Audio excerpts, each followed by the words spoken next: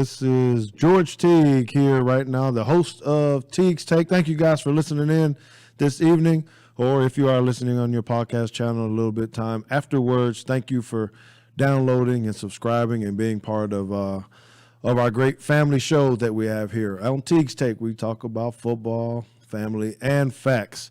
Tonight, we got a great show tonight. We got a special guest in Judd Davis, who's out of Montgomery. You'll hear a little bit more about him a little later on. We got to talk about, the Hurricanes and the Crimson Tide, Aaron Rodgers, and, of course, how do we feel about the Cowboys draft this year. I will be joined by the analytical one, James Teague, a.k.a. JT, your man.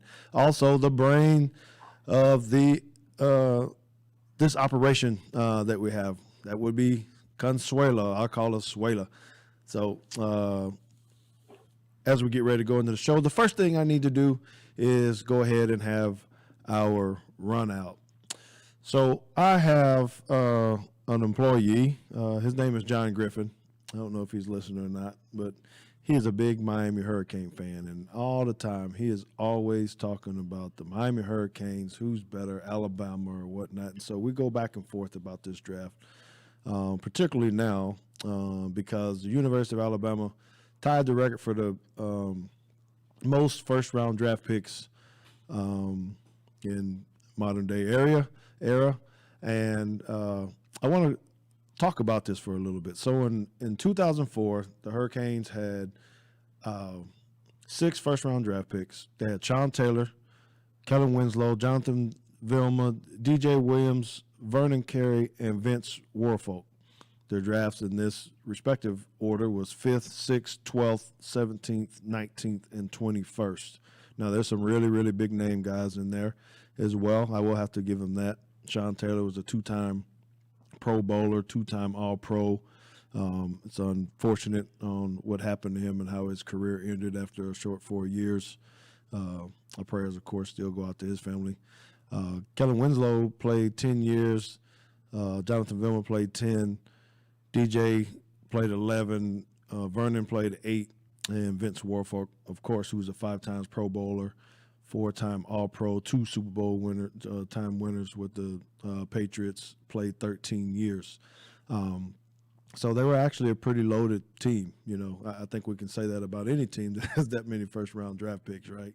And then you got to look at their body of work of what really happened. So, 4 of those guys did go to the Pro Bowl at least once. The other 2, they played a lot.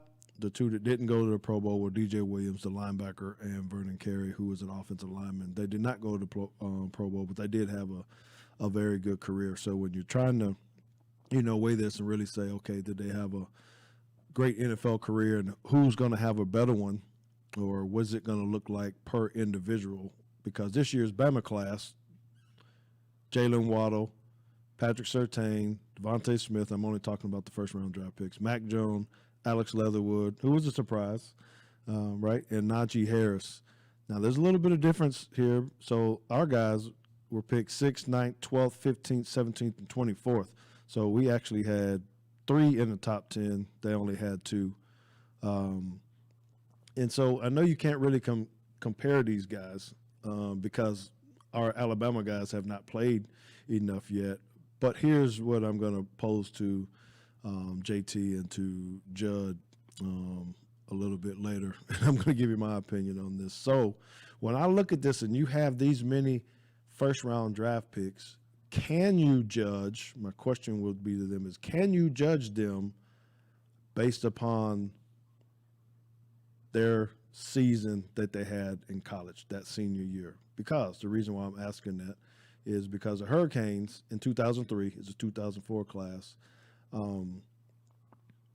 With all that talent, they did not win the national championship. They went 11-2.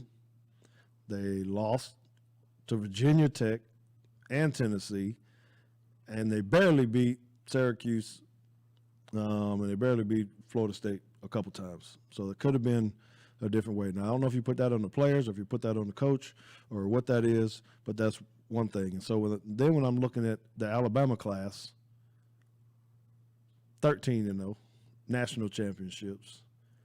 Yeah, it's COVID year, it's different, but it's an all SEC deal. I don't know if you can weigh those or not, so I think we need to be able to discuss this because we really can't compare the classes until about 15 years from now, after the Alabama guys have played and we see what their body of work is. So it's going to be interesting. I'll be 65 at that time, and I'll probably forget about this conversation by then.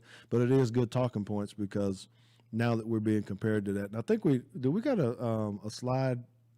I don't know if I got that to Ben or not about the comparisons of the drafts.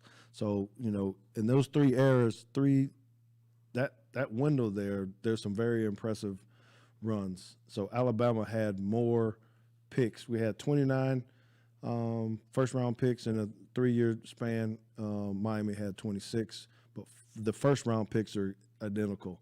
And for those of y'all can't see the screen because you're listening to it on the podcast, there are 13 and 13 first-round picks, so it's right down the road. So now everyone's trying to put this thing back together, which I think is going to make for a great September 4th game because the Hurricanes are going to play the Crimson Tide. So at this point, let's go ahead and bring JT back. And then we're going to go ahead and bring in our special guest. So I'm very glad to be able to meet this gentleman. We met actually through some social media stuff. He's been around a long time, but we really started connecting a little bit because, we like dealing with people that help your family as well. He is the morning news anchor for WSFA, Channel 12 in Montgomery, Alabama. He's actually gave us some good feedback for old Jada. We're sorry we're going to miss her so that she could give him a big thank you, but he looked at her demo reel, he and his wife, and gave some very good feedback to them. He played at Cal Poly, and I got to talk to him about, he said he could outrun me, I think. So let's bring Judd in real quick and see what this going to look like. Hey, man, thank you. I know you've been rushing. You had to go get your daughter, save her, out of some trouble here. That weather is rolling through, down there in Montgomery right now. So thank you for popping in with us this evening. My pleasure. Thank you for having me. Always real time. First of all, huge Alabama fan for life. And when I was born in Huntsville, my grandpa made me an Alabama fan, even though both my parents graduated from LSU. And I don't know how that happened, but I was roll tide from day one. He lived in Laverne. He would mail me the Montgomery Advertiser every Sunday after he looked at it. So where we lived in Maryland, California, or Texas, I could always see what was going on. So when I got to be a sophomore, junior college, he said, you should go play for Alabama. And I went out there with Coach Mal Moore, my grandpa, my dad, and I walked into the weight room, saw the linebackers listed, and I said, I ain't built for Bama, man. I'm not built for Bama. Those guys are too big, too strong, and too fast for me. So I went somewhere else. But I was almost your teammate, but I definitely could not outrun you. Yeah, I was just kidding about that. I know you didn't say that, but before we talk about this draft, so how did you end up at Cal Poly and playing the ball out there? And just tell us a little bit about your playing days. Yeah, so I was born in Huntsville. I lived in Houston, Texas, Maryland. I moved to California in high school. I went to Leland High School in San Jose. And interesting fact, when I was a senior, Pat Tillman was a freshman at our school. And that kid was a stud as a freshman. You could tell there was something special about him. And of course, he died in combat after leaving the NFL and the Arizona Cardinals. So, yeah, I was a zero-star athlete. In high school, I slow, 5'10". And I went to junior college for a couple of years and had a decent career at junior college, but still no offers. I looked at Alabama, looked at Fresno State, and I knew that I wasn't really Division I speed material. So one of my buddies went to Cal Poly on a trip. I went with him. I met the coaching staff. They were a great group of guys there, and I really felt like I could fit in there. And so walked on, and then by my senior year, earned a scholarship and had a great career. I played under Coach Lyle Sitensich and Andre Patterson, two great men. And, I'm sure just like you, George, to this day, when I bump into a former teammate, the same things are funny today as they were back in 1992, 93, 94, 95. We played Uno on road trips, and we still talk about giving people draw fours today. So, you never lose track of your teammates. And if you haven't seen them in 20 years, it takes about just a second to get right back to those days where you were side by side in the hotel room before game night. Yes, sir. Yes, sir. So What do you think about this draft class? Let's talk about the first round draft picks. I know, like I said, it's subjective a little bit, but is this one of the greatest things that you've seen and witnessed, at least from Alabama in the draft class? Do you think they're going to surpass the playing accolades of those Hurricanes in 2003, 2004? Well, draft night was on a Thursday. It probably wrapped up Central Time around 11, and my alarm clock goes off at 2:45. And I stayed up for Christian Barmore's name to be called because I wanted 7. Leatherwood was a surprise to me. But after he got picked, I said, we got this. We might even sneak in Landon Dickerson and get 8. So I was disappointed that Barmore didn't get in there. I was kind of surprised that Leatherwood did. I think the wild card of the whole draft, though, when you compare the two classes, will be Alabama had a quarterback in Mac Jones, who before last year, people were giving Bryce Young the keys to the car. And I believed in Mac Jones after that Auburn game. He had a great game, one bad throw and one unlucky throw that bounced off the running back's back, and then they took it to the house. So I believe that Mac Jones could come in and make a difference. And I thought before the season he could have maybe an A.J. McCarron type season or maybe an NFL career. But after seeing this year, I think he could be better than that. But quarterbacks seem to be either you give them the boom or the bust card. And Mac Jones might be the difference maker in these two classes. Alabama's skill players are legit in that group that got drafted. I mean, Waddle was a projected Heisman winner until he got hurt, and then Smitty stepped right in and just kind of took over and did his thing. So I think Mac Jones will be kind of the difference maker. You compare two classes, and you look at the Miami guys, some of the names you kind of forget, but they played a lot of years in the NFL. I was impressed when I did a little research as well, look at how many years these guys played. And you mentioned it, George. We have 10 years, 11 years, 8 years, 13 years. That takes a stud to last that long in the league. And they had a bunch of guys play a lot of years in the league. So longevity-wise, I think the Hurricanes, those 6 guys, proved that they were worthy where they were drafted. I think the difference maker for the Alabama class will be, what does Mac Jones do? If he can become a perennial starter, maybe start 4, 5, 6 years in the NFL, I have to believe that Smitty, Waddle, and Najee will do their thing. Leatherwood, I think he's a heck of a lineman. I'm not sure where he fits in as far as starting gear number 1. And then Patrick Surtain, the Cowboys wanted him. I thought that was your guy. I thought the Cowboys were going to get him, and they'd have him on one side and Trayvon on the other. It'd be like a Bama bookends, kind of like Curry and Copeland, but on the outside. So I would say when you stack these two up, it's too tough to say right now. But down the road, I have a good feeling this group of 6 from Bama will stack up a little bit better than those 6 from Miami. All right. JT, do you kind of agree with that, or what do you think? I mean, I think ultimately time will tell, but I'm a little biased towards defensive players lasting much longer in the NFL than offensive players. Mm-hmm.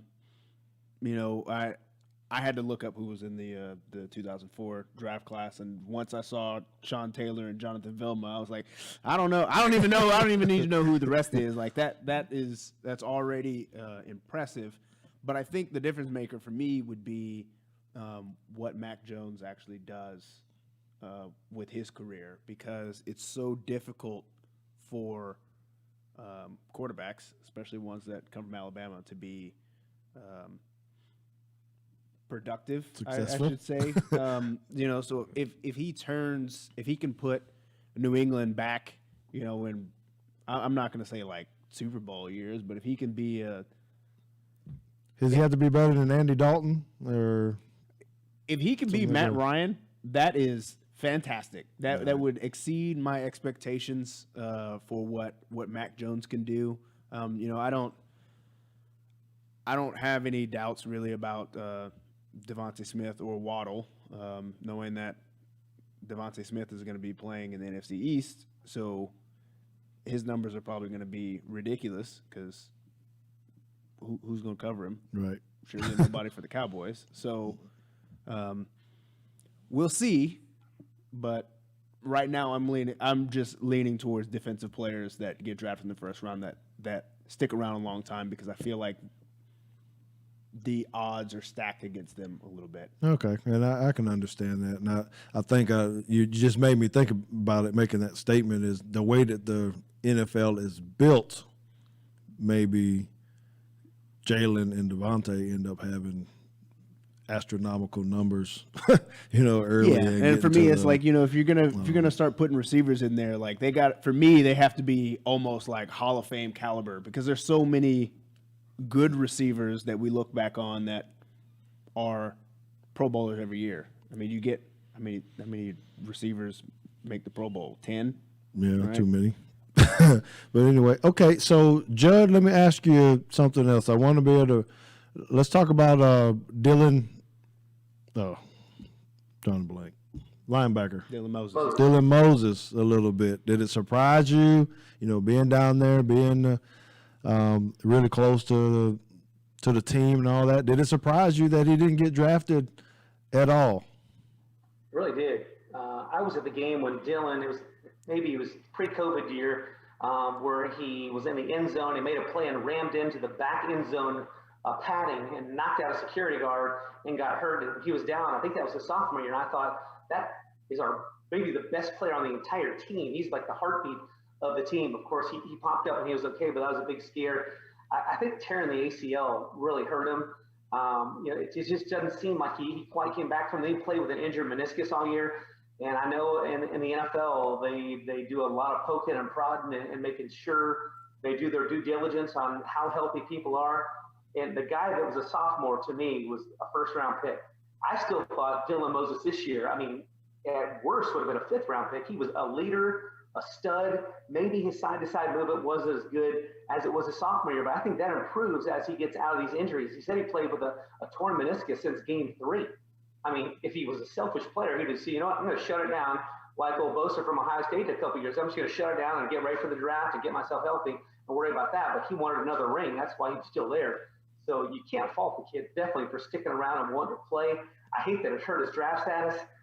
I've heard some people say, why didn't you use that extra year and come back? I think at this point it's risking even more injury if he just gets healthy. Hopefully one of these days he's that story about this guy wasn't even drafted. Now he's a 10-year starter in the NFL or 12-year starter. And look at him now. He has all the potential, I think, to be a long-time guy in the NFL. I really hate it that the torn ACL followed by the meniscus. I think was just too much to overcome for the NFL folks. But, I still think he's going to make a difference in the NFL. I can't imagine this guy not making a roster. Yeah. So JT, is he like, or why is there any difference between him and like Jalen Smith for the Cowboys? What do you think? I think this was pretty simple. I think that when Jalen Smith got hurt, first of all, the Cowboys front office always think they're the smartest in the room, but they were able to actually examine Jalen Smith. Mm-hmm. They had all the time in the world. They could have him come down and see doctors. They could have doctors go out there and see him and really see what that knee was about. And I don't think I don't think any team really got to have Dylan Moses come in and work out and poke and prod at the knee and things like that. So when you hear, all right, well, he's coming off an ACL. You saw what he was before the year or before he got hurt. I don't know how many text messages I sent you saying basically every week I was like, this dude is playing himself out of the first round farther and farther every week. And I didn't know he had a torn meniscus. So then seeing that he had a torn meniscus and then had surgery in February, that was probably not. The same thing happened to Caleb Farley, right? If people could actually see. Yeah. But I think the restrictions on who can be in the building hurt him way more. Yeah, and so JT had pulled up something, Judd, being in this and being actually not pre-draft, even though they do poke and prod a lot, they do try to hurt you. I think when those doctors get their hands on you, they really physically trying to hurt you to see if you're really okay. Because I had a ankle or something, and they were in there bad. But the reports that come out, not just from that, there was an article, I think it was by AL.com. Yeah, it was by AL.com. AL.com that actually had, and I don't even know when it was and written. he said he didn't want to play. So Dylan, yes, so he was actually made the statement that he didn't want to play because of the injury or whatnot. And once that gets out there, I think that causes some, some big issues. Okay, so. Real quickly, let's talk about Montgomery for a second, right? Because Me and my wife Consuelo both graduated from Jeff Davis High School. That football team, are we still rolling? Are they any good? Who's the team now? Is it Carver? Is it Lee? I mean, who's rocking the place in Montgomery right now? You know, Carver had a pretty good run, and of course they sent a lot of guys to Bama as well with Sean Dion Hamilton and Matt Wilson. They lost one of the guys to Greenville, who ended up going to Auburn, but Carver's still strong. I think JD and Lee are they actually had a pretty good year. You know, home of Henry Ruggs. And then Park Crossing High School, which is a newer school, has also pumped out some pretty good players. They sent a quarterback to Louisville, Malik Cunningham. So not one real team stands out. You got to deal with all the Hoovers and the Daphnes and the Montgomery area right now. I don't think there's real one standout, but Carver always seems to be one of those teams at the top of the list. And you always look at the end of the season, too, and they've got guys putting on hats, SEC hats, when it comes to signing day. Does Montgomery Academy, is that what it is, off Bell Road out there, do they play in that same league with them now, or are they only in a private school league? They do play some of those schools, but I don't think they're that high. They did a shift in the categories when they added a 7A. So I don't think MA, Montgomery Academy, there's Trinity, there's St. James. They're all in their own division now. Even though they're private school, they do play. I did go to a track meet once at Montgomery Academy when Henry Ruggs was running. And I knew it was Ruggs out there, so I was kind of like a little fanboy, like he's going to Bama next year. Watch this guy. All I saw was a blonde streak go by me, and then 7 seconds later, a couple of the guys running through the screen. That dude had some wheels. Oh man! All right. Well, Judd, is there any charities or something we need to know about? You got any books written out, websites, something we need to know about? No. I enjoy here in Montgomery. We got a little 8-year-old travel ball team. I've got 3 kids. One graduated from Alabama a few years ago.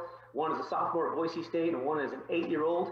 He was, but he's the best thing that ever happened to us. Uh-huh. So we got 8-year-old travel baseball right now. We're doing some of that as well, and just loving life. We have a great house, great neighborhood, great family, and just love the Montgomery area.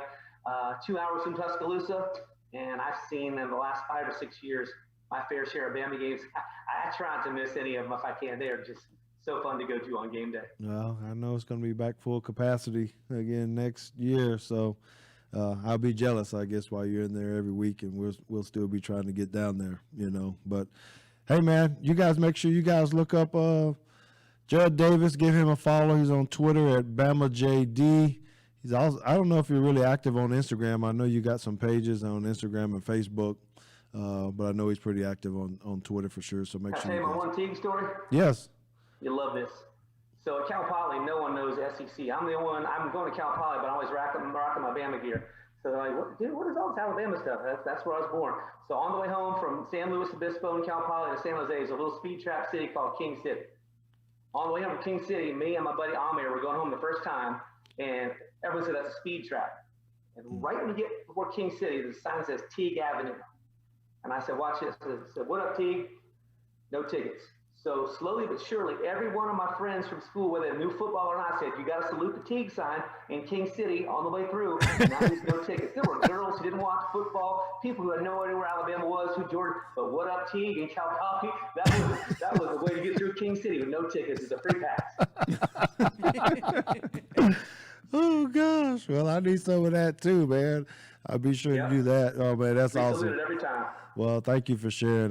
We really do appreciate it, and we thank you for your time. We know that man. What time you go to bed, man? If you got to be up 9:30 or 10.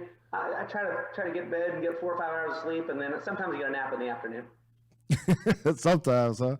Yeah. So coffee or tea? Coffee or tea in the morning? Which one you do? I'm straight Coke Zero. I've never been a coffee guy. I'm straight Coke Zero. About 2 of those, and then I try to shift to water at least most of the rest of the day until I get home, so I don't get too dehydrated. But a couple sodas and bubbles get me going, and after that, I'm usually good to go. So what time are you on the air then? Let everybody know what time you actually start. We start at 4:30, and we go to 7 a.m., and then we're back on from 11 to 12:30. So I try to make my run after the morning show's over at 7 a.m. to the Montgomery Downtown YMCA and burn off some of this insulation. I've not seen my abs in about 10 years. So I try to get over there, hit that elliptical, the old man elliptical, because I can't do too much treadmill anymore, but hit that thing for a little bit, try to lift a little weights and get back to work. And once I leave work, I'm done. I'm come back home and I hang out with the wife and the kids. And my wife and I both work the same schedule, that 3:30 in the morning to 12:30 in the afternoon. So we get home early, we can hang out, do what we need to do, run errands, and just enjoy the family after that.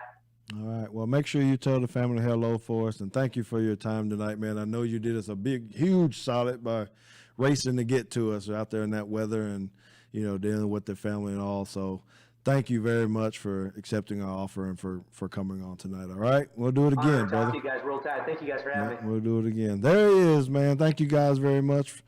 Thank him very much for coming on tonight. And boy, I tell you what, it's good to have someone on like that to just be able to cover, that close to Alabama football and have that kind of insight, So we're going to take a short break real quick.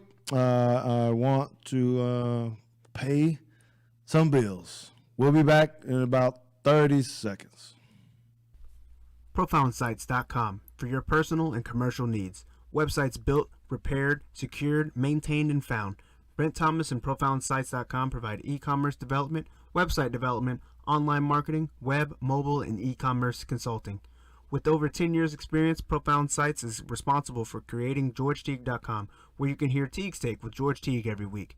Brent Thomas and Profound Sites can take you through the entire pain-free process of building your new website. From initial discussion to planning, design, to coding and making your site live and discoverable on the internet. Contact Brent Thomas at ProfoundSites.com or email him at Brent@ProfoundSites.com. Welcome back to Teague's Take. This is George Teague, man. What a great first half of the show. It's always good to talk Alabama football. You see my big A. For those y'all can see it on YouTube and on Facebook. Thank you guys for tuning in and interacting with us and things of that nature. Make sure that you guys continue to ask questions, give us feedback, subscribe, follow, do all those things. And as we continue to grow and go, know that you're very, very important to us. So now we're on to the next segment. This is going to be the Money Matters segment led by JT. And boy, I tell you what, this is a hot one that he came up with. We're going to talk about Aaron Rodgers. Is he going to hold out? But now I'm really thinking, is this going to be like a Barry Sanders type episode? So, Think he's going to retire? I'm just saying, I don't know. Let's hear what you have to say about it. So let's turn it over to JT, see what he has to say. Well, I want to warn you in advance that this does have a pretty good segue into the Cowboys draft. Okay. But Aaron Rodgers is very, very upset with the Packers, and he's so upset that he has said that he's not coming back, or he does not want to come back to play for the Packers. A lot of the beat writers have given it a less than 5% chance that we see him in a Packers uniform next season, and those are the beat writers in Green Bay. So it's not, if you're a Packers fan, that's not necessarily what you want to hear. But I guess I want to talk about whether or not Aaron Rodgers has whether his gripes are legitimate. The talk is that they haven't given him enough help on the offense, and that I think he's still probably a little upset that they drafted Jordan Love in the first round a couple years ago. But as the reigning MVP, I guess the question that I pose to you guys is does Aaron Rodgers have legitimate points being the reigning MVP and one game shy of the Super Bowl? Wow. Well, I don't know. I kind of look at. I understand politics is not the word of the NFL, because when you're dealing with an MVP, you're faced your organization. How do you communicate with them? What do they do? Does he have a case? He balls out so much. He plays so well. And I think part of his argument, you didn't tell me about Jordan Love. I don't know if that's the big issue or not, or if it's more that they haven't really gone after any high caliber offensive guys in the past 9 years, I guess, even though they're winning like that. So I don't know what his gripe would be about that necessarily. I'll give you one, because I think this is really where it started. Because remember, the rumor started as soon as they lost to Tampa Bay, and he was basically like, "I'm out. I don't want to do this anymore." And I think you can look at 3 drives that highlight his entire point, which is The Tom Brady threw an interception. Mm-hmm. The Packers are like down by 7. They go 3 and out, get the ball right back. Tom Brady throws another interception. They go 3 and out, get the ball right back. And then he throws a third interception in which they could go down, tie the game, potentially win it if they decide to go for 2. Kick the field goal. Yeah, one of them they kicked the field goal. Yeah, but then they had 2 3 and outs and a field goal, and they couldn't get it done at home. And I think Aaron Rodgers was calm and collected on the sideline, but I think in private he probably was beside himself because he was like, "Look, I got one guy to throw it to," and I think he feels like they're not really investing much around him. Not the way that these other teams are going. I mean, they're making these super teams. You know, Suela, before I ask you another question, do you have any kind of feedback on what JT I said? think for the most part at this point, it would be not in his best interest to go back to Green Bay at this point, because if it was me as his teammate, I mean, these are the guys that are supposed to be blocking for you and making plays for you and things of that nature. What are you publicly saying about the guys that are around you? Yeah, you're saying you think you're not good enough. That makes sense. So I guess what I want to pose to both of you guys about this is, what does this say about the NFL free agency rights to a player or whatnot, that there's no way to get out when you want to leave, you know? So that's one question. What is there anything we need to do in the NFL to maybe change that? And the other question is this a move for money for Aaron Rodgers? No, I can don't think so. Can they pay him a certain amount of money, make him the highest paid guy to get him back and make it right through funds and not? Because But my what else question can they is, do? How can they make it right through funds? Because you've still publicly, there's still 10 other guys on the field that you've publicly just said they're not good enough. I don't know that I took his comments, even if I was a teammate. I don't think I'd take his comments saying that they're not good enough, because there was a receiver that he did say, "Hey, I really like this guy. I want to be able to throw to him more often." And what did the Packers do? Traded him, and he was like, "Wait a minute." So it seems like his gripe is really with the front office, Yeah, it sounds saying like like, it's "Hey, more- I'm asking for these things, and you are just refusing to kind of meet me halfway here." Yes, but in order for his ask to be acknowledged and received and something done about it, that would mean that somebody that is on the field now is off. Might be disgruntled. Well, so what about what about my other scenario? So if there's a standoff between the two, like what you're saying, okay, Aaron, he can't come back, don't want to come back, whatever it is for real. The team's saying, we ain't going to trade you. I don't know if there's a breaking point to that. But then this is where it goes back to what I was talking about with Barry Sanders. That's essentially what happened. They got the rights to him. If he doesn't come back, if they're saying, hey, we're never going to trade you, and he says, I ain't coming to camp, there's no middle ground after that. He just has to sit. He can't just go. So do you think he's prepared just to say, I think he is. I ain't coming, I'm just going to go move out west, be with the wife, and go chill Host on the Jeopardy red for a while. carpet? Yeah, go host, is you think he's really ready to that point where he's just going to hang it up and say, hey, man, toodaloo? Wasn't his brother one of the guys that was on Bachelor or something? Aaron Rodgers? I have no Yeah, idea. I think his brother was one of the guys who was looking for, like, he was one of the millionaires, and he was looking for a lady to marry.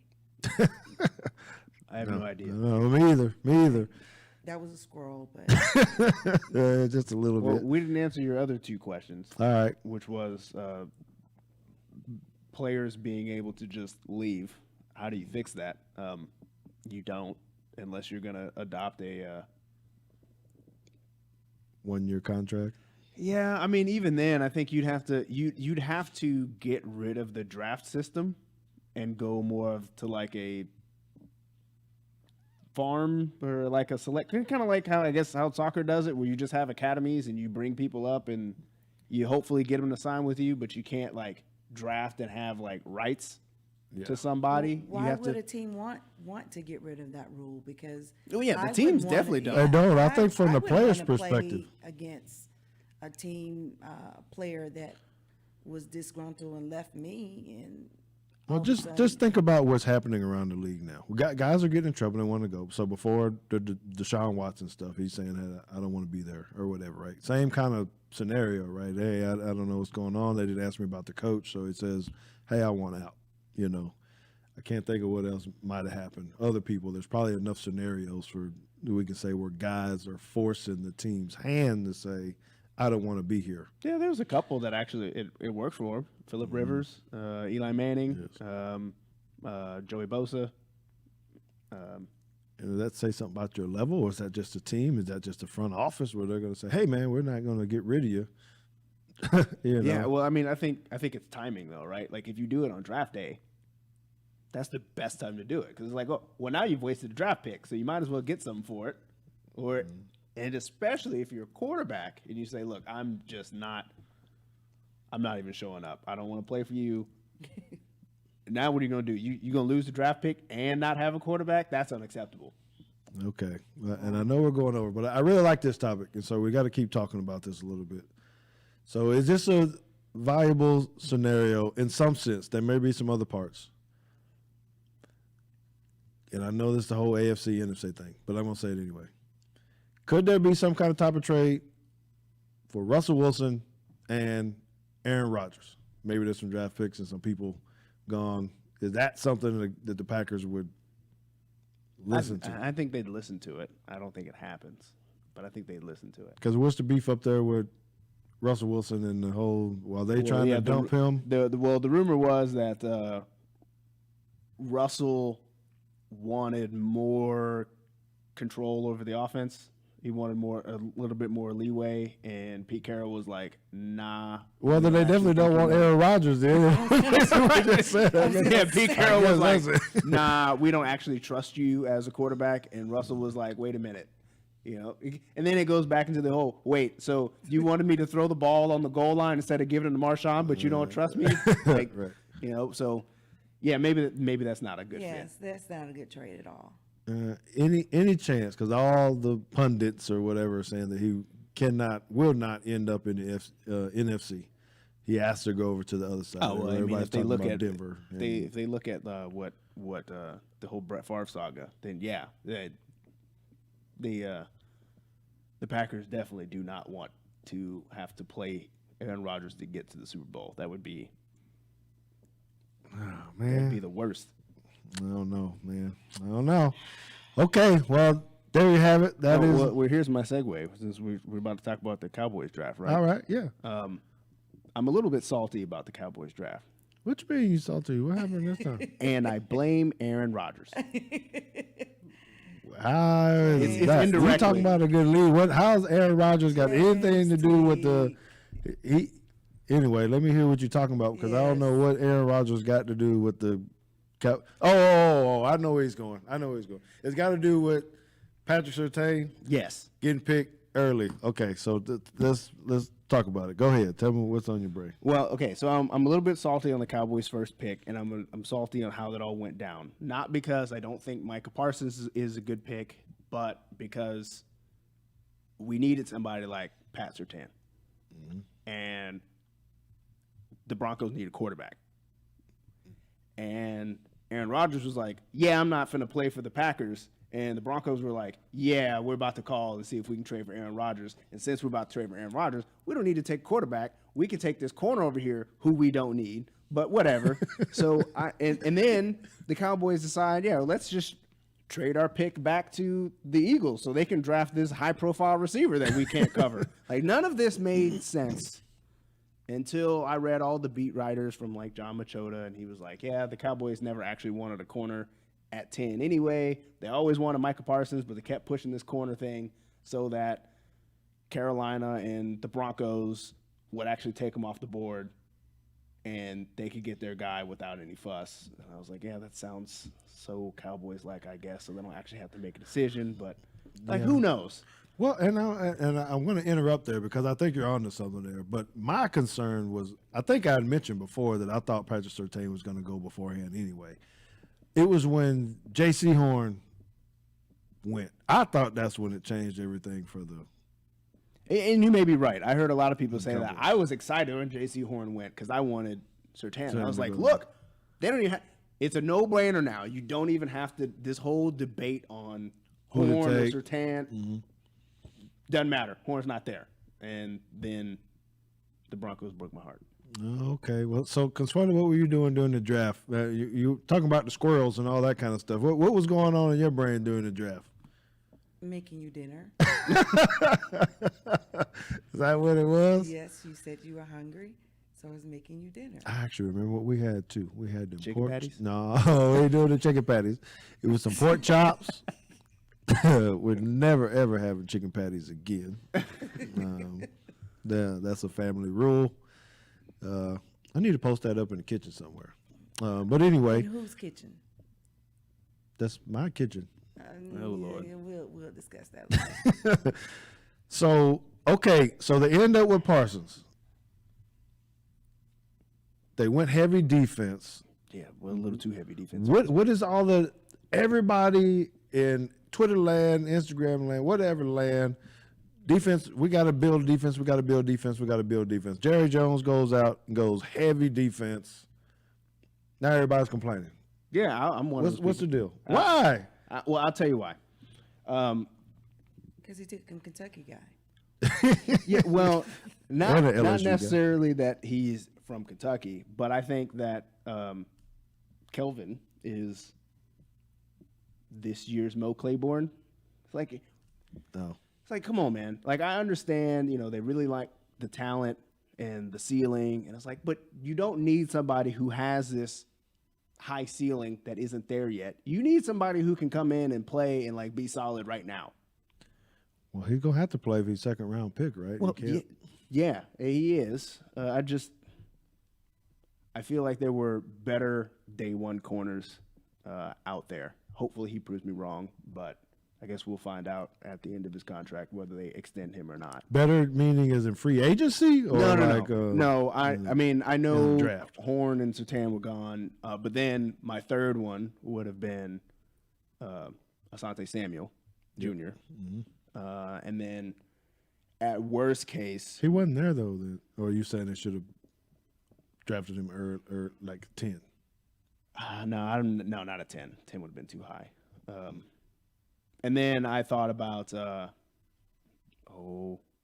then like if you really wanted to take a flyer on somebody, Caleb Farley was still Yes. around. And I understand he has the back issues.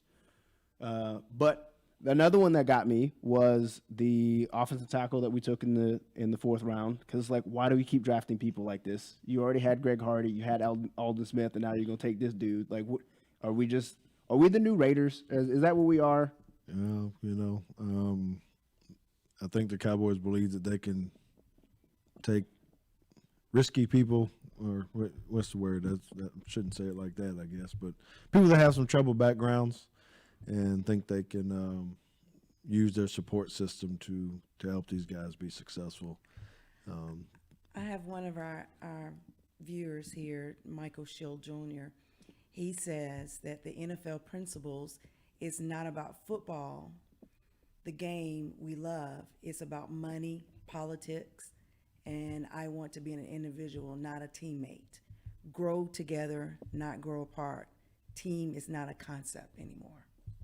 Well, Michael, I'm going to agree with what he's saying in general principle. I think it's always been about money, regardless, right? At least for the owners and probably for some of the players too, because you play to try to get wealthy and all those things. I just think it's becoming a whole lot less of a team-oriented deal just because of our society and I'm saying the me culture and the video clips. I mean, you see it all the time, right? It's not really about caring for your teammate. Well, that's because of so much social media now.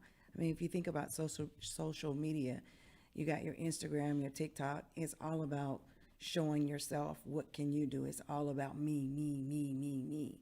So they just take it to the field. Isn't there a way to balance that though? So think about it, even the way you and I talk, Consuelo, about this stuff. With hey, it's easy for me just to shoot pictures or video of me sitting outside or doing what else, and then you have to recalibrate and think and say, okay, well, how do I get everyone involved? In the family, which would be the team. How do I get you involved with that? How do I keep JT and Jada and the grandbaby? And how do we do that? Can't guys do that too, to showcase or market who they're playing for in a different light while putting some emphasis on themselves too? Is that impossible to? I mean, it's not impossible, but I think we live in a world where nobody's looking out for you. You driving this team culture on the NFL team that you play for is not going to pay you more because you're exposing them more. Mm-hmm. And in a heartbeat, they can get rid of you, and that's the end of it. Or you can get hurt, and that's the end of it. In all the rest of the aspects of these players' lives, you got to fend for yourself. Yeah, look out for yourself. And it's been that way since the beginning. I mean, you get the team aspect in lower levels is because there's no money involved.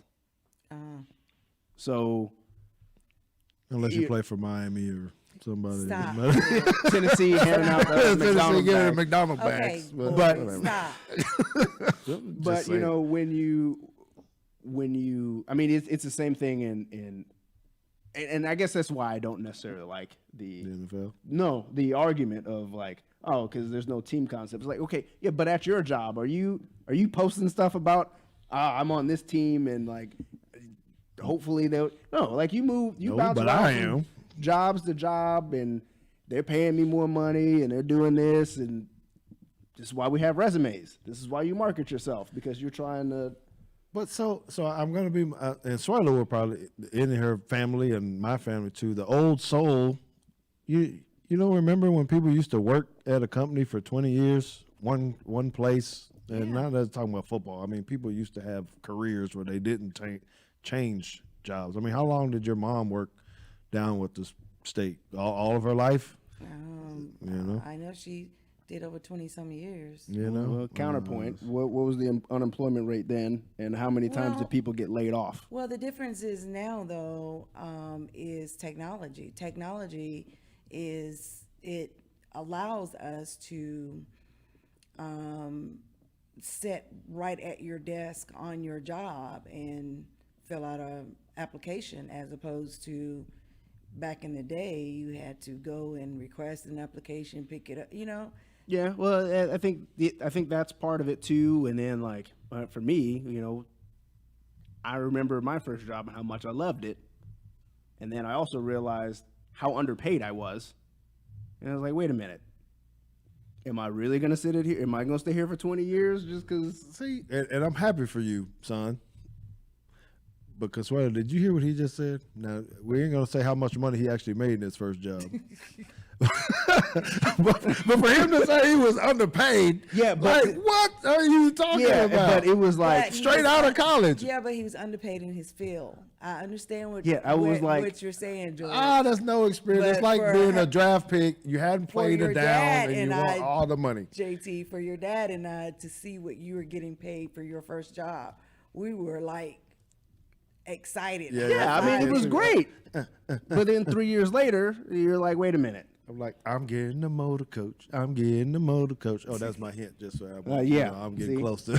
But this is exactly why jobs also don't want you to. Which I think is, if it was up to the NFL, if contracts weren't public, that would probably be the best thing for the owners. Okay, if nobody knew what everybody was making. All right, we're short on time, so I got one thing, and then we'll close it out.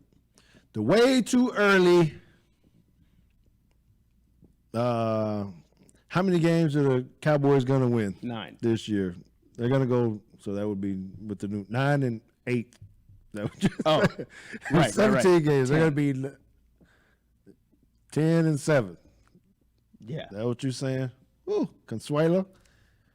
I plead the fifth. Last thing I want to say about the draft is we drafted 2 corners, right? Yeah, Kelvin Joseph and Nashawn Wright out of Oregon State. Right. And they want to take 3. Israel Mukam. yes, that guy. Yes. They want to make him they want him to start at safety.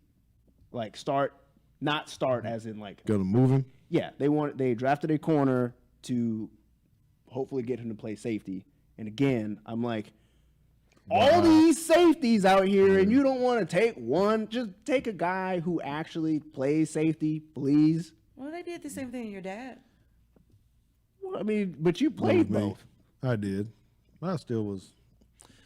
Neither here nor there. But Reggie Robinson did the same thing. They don't want to draft no safeties. They want to take all these corners that have played corner and only played corner. Like, oh yeah, you're big enough. We need a safety. Just slide on back there. So maybe we need to have another follow up conversation about the draft picks, because there's a lot of guys in here that we didn't even hit and talk about. And there's the good and the bad, that kind of stuff. And we can talk Cowboys and Alabama stuff forever, right? But in the second time, we're definitely going to have to shut this down for now. I think it's been a great conversation with everyone. Thank you guys for tuning in. Please make sure that you visit our website, teagstake.com. Next week we got Blaine Bishop on. Yeah, so you're talking about undersized safeties who end up in a Pro Bowl and doing things like that. You definitely want to come on and hear what he has to say.